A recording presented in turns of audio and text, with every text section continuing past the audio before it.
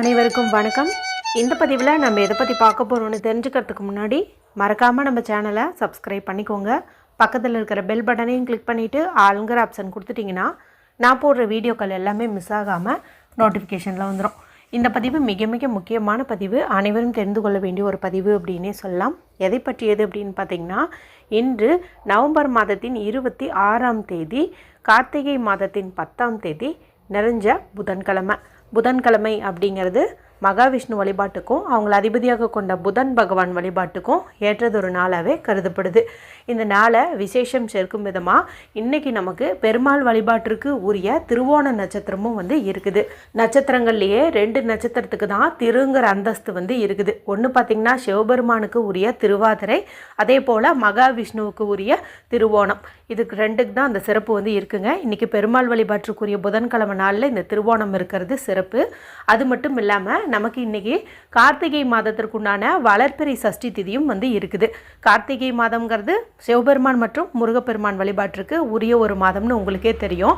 இதில் முருகப்பெருமான் வழிபாட்டிற்கு உரிய வளர்பிறை சஷ்டிங்கிறது இன்னும் சிறப்பு அப்படின்னு தெரியும். அதுவும் கார்த்திகை வளர்பிறை சஷ்டி அப்படிங்கிறத குமார சஷ்டி அப்படின்னு சொல்லுவோம். வருஷத்தில் 2 முறை இந்த குமார சஷ்டி வரும்.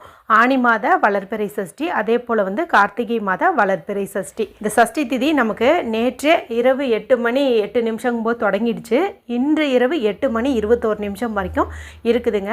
இந்த நாளில் குழந்தை பேரு கிடைப்பதற்கும், சர்ப்பதோஷம், நாகதோஷம் இதெல்லாம் நம்மளை விட்டு விலகுவதற்கும், சரியான வயசில் திருமணம் ஆகாமல் தள்ளி போயிட்டே இருக்குது அப்படிங்கும்போது அந்த திருமண தடை நீங்குவதற்கும், நல்ல ஒரு செல்வ செழிப்பு ஏற்படுவதற்கும் இந்த நாளில் நம்ம முருகப்பெருமானுக்கு விரதம் இருந்து அல்லது விரதம் இருக்காமலாவது வழிபாடு செஞ்சோம் அப்படிங்கும்போது கண்டிப்பாக நல்ல பலன் கிடைக்கும்.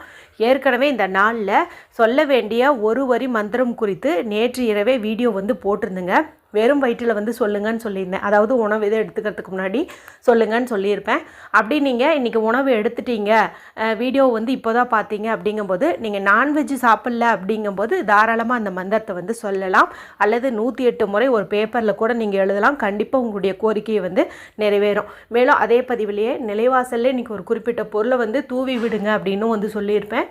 அதையும் பார்த்து நீங்கள் இன்றைக்கி இரவுக்குள்ளே செய்வதன் மூலமாக நல்ல பலன் உங்களுக்கு கிடைக்கும். சரி, இப்போ இந்த பதிவுக்கான விளக்கத்துக்குள்ளே போகலாம். இது பார்த்திங்கன்னா, நல்ல செல்வ செழிப்பு உண்டாவதற்கும், தங்க நகை சேருவதற்கும், மேலும் அடகு நகை மீண்டு வருவதற்கும், குடும்பத்தில் ஒற்றுமை, அமைதி, நிம்மதி, சந்தோஷம், ஆரோக்கியம் எல்லாமே பெருகுவதற்குமான அற்புதமான ஒரு பரிகாரம் அப்படின்னே சொல்லலாம். யார் இன்றைக்கி செஞ்சிங்கனாலும் சூப்பரான ரிசல்ட் உங்களுக்கு கிடைக்குங்க. இதை இன்று இரவு 8 மணி 21 நிமிஷத்துக்குள்ளே நீங்கள் செய்யணும். ஏன்னா அது வரைக்கும் தான் நமக்கு இந்த சஷ்டி திதியானது இருக்குது. நான் முன்னாடியே சொன்ன மாதிரி இது மாதம் வரக்கூடிய சாதாரண சஷ்டி கிடையாது. கார்த்திகை வளர்பிறை சஷ்டி, குமார சஷ்டின்னு சொல்லியாச்சு இல்லையா? அதனால் எல்லாருமே இந்த வாய்ப்பை தவற விடாமல் பயன்படுத்திக்கோங்க. இந்த பதிவில் நம்ம ஒரு தீபம் ஏற்றக்கூடிய முறை குறித்து தான் பார்க்க போகிறோம். பொதுவாக சஷ்டி திதி அப்படிங்கும்போது நம்ம முருகப்பெருமானுக்கு 6 வெற்றிலை வச்சு வெற்றிலை தீபம் ஏற்றுவோம். இன்றைக்கி நீங்கள் வெற்றிலை தீபம் ஏற்றினாலும் இந்த ஒரு தீபத்தை ஏற்றுங்க. வெற்றிலை தீபம் ஏற்றாதவங்க கூட இந்த ஒரு தீபத்தை ஏற்றுங்க. ஆனால் எப்படியும் இன்றைக்கி இந்த தீபத்தை நீங்கள் ஏற்றுவது சிறந்த பலனை கொடுக்கும். இதை எப்படி ஏற்றணும், என்னென்ன பொருட்கள் இதுக்கு தேவை அப்படின்னு பார்த்தலாம். ஒரு தட்டு எடுத்துக்கோங்க. அதை சுத்தம் பண்ணிவிட்டு சுற்றிலையும் 6ங்கிற எண்ணிக்கையில் சந்தன குங்குமம் இட்டுக்கோங்க. அடுத்தது அதில் துளி அளவுக்கு பச்சரிசி போட்டுக்கோங்க. பச்சரிசி இல்லை அப்படிங்கிறவங்க ஏதாவது பூக்கள் போட்டுக்கோங்க. சரிங்களா? ஏதாவது ஒரு பூ, செவ்வரளி கிடச்சதுன்னா செவ்வரளி போடுங்க, சாமந்தி கிடச்சா சாமந்தி போடுங்க. ஏதாவது ஒரு பூக்கள் போட்டுக்கோங்க. போட்டுட்டு 2 வாழைப்பழம் எடுத்துக்கோங்க. இந்த வாழைப்பழம் அப்படிங்கிறது எல்லா தெய்வங்களுக்குமே உகந்ததாக பார்க்கப்படுது. மேலும் எல்லா பூஜைகள்லேயும் முதன்மையான இடத்த பிடிக்குது. நம்ம எந்த பூஜைக்குமே மாதுளம்பழம் வாங்கியாச்சா, மாம்பழம் வாங்கியாச்சா அப்படின்ட்டுலாம் கேட்டுட்டு இருக்க மாட்டோம். வெற்றிலை பாக்கு, வாழைப்பழம் அப்படின்னு தான் சொல்லுவோம். ஏன்னா அந்தளவுக்கு முதன்மையானதுன்னு பார்க்கும்போது இந்த வாழைப்பழத்தை சொல்லலாம். மேலும் இதனுடைய நிறம் பார்த்திங்கன்னா குருவின் அம்சம் பொருந்திய மஞ்சள் நிறம். அதனால தான் சொன்னேன், இந்த தீபம் ஏற்றுனீங்கன்னா உங்களுக்கு தங்க நகை சேரும் அப்படின்னுட்டு. அதனால் 2 வாழைப்பழம் நல்லதாக நீங்கள் எடுத்துக்கோங்க. அடுத்தது அந்த உருண்டைத்திரின்னு சொல்லுவாங்க பாருங்கள், தீபம் ஏற்றுவதற்குன்னே உருண்டைத்திரி வந்து இருக்கும். கீழே வந்து குண்டாக இருக்கும், மேலே வந்து திரி நீட்டிகிட்டு இருக்கும். அந்த மாதிரி இருந்ததுன்னா ஒரு 2 திரி வந்து எடுத்துக்கோங்க. அந்த மாதிரி இல்லைங்கிறவங்க சாதாரண திரிவே கொஞ்சம் கெட்டியாக வந்து ஒரு 2-3 மடிச்சாவது நல்லா வந்து திரிச்சுக்கோங்க. அடுத்து இந்த தீபம் ஏற்றுவதற்கு நமக்கு நெய் தான் வந்து தேவைப்படுது. அதனால் நெய் இல்லைன்னா கூட நீங்கள் வாங்கிட்டு வந்து வச்சுக்கோங்க. இப்போ நம்ம எடுத்து வச்ச இந்த வாழைப்பழத்தில் அந்த நடுப்பகுதியை ஒரு சதுர வடிவில் வந்துட்டு நீங்கள் கட் பண்ணிக்கோங்க. சும்மா ஒரு 1/2 இன்ச் அளவுக்கு நீங்கள் அதுக்குள்ளே இருக்கிற அந்த சதைப்பகுதியை எடுத்துட்டிங்கன்னா கூட போதும். எப்படி நெல்லிக்காய் தீபம் ஏற்றுவதற்கு நம்ம சதைப்பகுதியை நீக்குவோம், அதே மாதிரி இதை வந்துட்டு கொஞ்சம் லைட்டாக வந்துட்டு எடுத்துக்கோங்க. 2 வாழைப்பழத்துலேயுமே அதே மாதிரி வந்து எடுத்துக்கோங்க. இப்போ இதுக்குள்ளே நெய் வந்து ஊற்றிக்கோங்க. அந்த பஞ்சுத்திரியை நல்லா டிப் பண்ணி எடுத்து வச்சுருங்க. இப்போது அந்த பிளேட்டில், அதாவது பூக்கள் போட்டு வச்சோம் அல்லது பச்சரிசி போட்டு வச்சோம் இல்லையா, அதுக்கு மேலே இந்த 2 வாழைப்பழத்தையும் வச்சு அந்த தீபத்தை வந்து நீங்கள் ஏற்றி வச்சுடுங்க. இந்த தீபம் நீங்கள் உருண்டை திரியாக போட்டிருந்தீங்கன்னா நல்லா மேல் நோக்கி வந்து எரியும். ஒருவேளை சாதாரண பஞ்சு திரி போட்டிருந்தீங்க அப்படிங்கும்போது அது வந்து கிழக்கு அல்லது வடக்கு பார்த்த மாதிரி நீங்கள் திரியை வந்து அட்ஜஸ்ட் பண்ணி வச்சுருங்க. முருகப்பெருமானுக்கு ரொம்ப ரொம்ப உகந்த நிவேதனம் அப்படின்னு பார்க்கும்போது பஞ்சாமிர்தத்தை வந்து சொல்லுவாங்க. ஏன்னா பஞ்சாமிர்தத்தில் வாழைப்பழம், பேரிச்சம்பழம், கற்கண்டு, தேன் மற்றும் நாட்டு சர்க்கரை இந்த மாதிரி வந்துட்டு சேர்த்துவாங்க. சரிங்களா? அதில் கூட பார்த்திங்கன்னா இந்த வாழைப்பழத்தை தான் வந்துட்டு சேர்த்துருப்பாங்க. உங்களால் முடிஞ்சிச்சுன்னா இது மாதிரி ஒரு நிவேதனம் கூட நீங்கள் இன்றைக்கி ப்ரிப்பரேஷன் பண்ணி வைக்கிறது இன்னும் நல்ல பலனை வந்து உங்களுக்கு கொடுக்கும். இப்போ இந்த தீபத்தை பார்த்த மாதிரியே ஓம் குமாராய நமக அப்படிங்கிற மந்திரத்தை வந்துட்டு நீங்கள் சொல்லுங்கள். நேற்றும் கூட ஒரு பதிவு போட்டேன்னு சொன்னேன் இல்லையா, அதுலேயும் இந்த மந்திரத்தை தான் சொல்லியிருப்பேன்.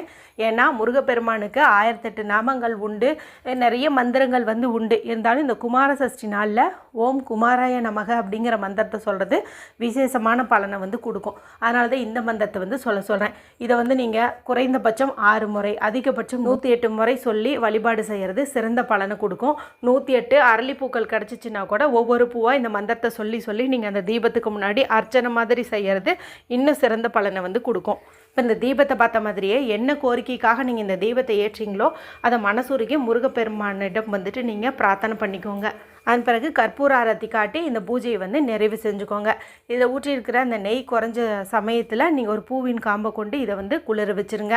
அதன் பிறகு இந்த வாழைப்பழத்தை நாளைக்கு நீங்கள் உங்கள் வீட்டுக்கு பக்கத்தில் பசுமாடு வந்துச்சு அப்படிங்கும்போது அந்த பசுமாட்டுக்கு வந்துட்டு நீங்கள் தானமாக கொடுக்கறது சிறந்த பலனை கொடுக்கும். அப்படி பசுமாடெல்லாம் பார்க்க முடியாதுங்களே, எங்கள் வீட்டு பக்கம் வராது அப்படின்னு நினச்சிங்கன்னா நீங்களே கூட அந்த வாழைப்பழத்தை வந்துட்டு சாப்பிட்றதுன்னா தாராளமாக சாப்பிட்லாம். இந்த வாழைப்பழ தீபத்தை நீங்கள் எல்லா சஷ்டிலையும் ஏற்றலை அப்படின்னா கூட இந்த குமார சஷ்டி நாள்லையாவது ஏற்றுவது அப்படிங்கிறது சிறப்பு. நான் முன்னாடியே சொன்ன மாதிரி இன்றைக்கி வெற்றிலை தீபம் நிறைய பேர் வந்து கண்டிப்பாக ஏற்றுவீங்க. அப்படி வெற்றிலை தீபம் ஏற்றினாலுமே கூடவே இந்த வாழைப்பழ தீபத்தையும் ஏற்றும்போது கண்டிப்பாக உங்கள் வீட்டில் முருகப்பெருமானுடைய அருளால் பொண்ணும் பொருளும் பெருகும். நீங்கள் என்ன காரியம் நினச்சிங்களோ அது தடையில்லாமல் நடக்கும் அப்படின்னே சொல்லலாம்.